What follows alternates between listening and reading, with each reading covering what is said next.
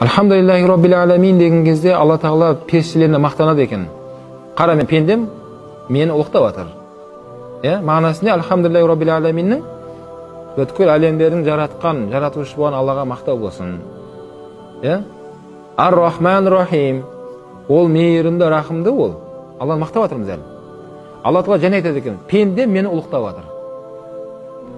Малики яумиддин, қиямет күнінің патшасы. Пенде мені дәріптеп жатыр. Не керек? Сұрағыңды берем деп Алла айтып жатыр. Ияка набуду ва ияка настаин. Алла, біз саған ғана құлшылық етеміз, сенен ғана жәрдем сұраймын мен. Алла өшір айтады екен, сұра, не керек саған? Алла субхана ва тағала осыған дейін періштелерге бізбен мақтанады екен. Қараңдар, міне пенде мені көрген жоқ әлі. Ғайыпқа иман келтіріп, кейін сұра деген кезде біз сұрайды екенбіз енді. Не сұраймыз? Ихдина сиротал мустақим.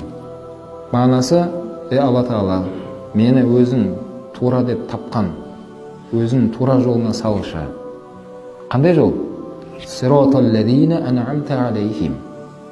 Сенің нығметіңе бөленген адамдар бар. Алдында болған, қазірде бар, ертеңде болады. Сен сол нығметіңе, сол тура жолды салып қойған адамдар бар, бақытты. Мен сенен солардың қатарында болуды сұрап жатырмын. Яғни мен де сол группаның ішінде болайыншы. Сол нығметке сен өзің разы болған, олар сенен разы болған адамдар бар.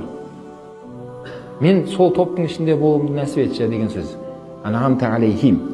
Гайрил мағдуби алейхим валад-даллин. Сенің ашуыңа ұшырап, қаһарыңа ұшыраған қауымдардың жолын сұрап жатқан жоқпын. Сол кезде Алла субхана тағала пенде сұрағаныңды берем болды деген. Сол кезде біз ішімізде не деп айтамыз?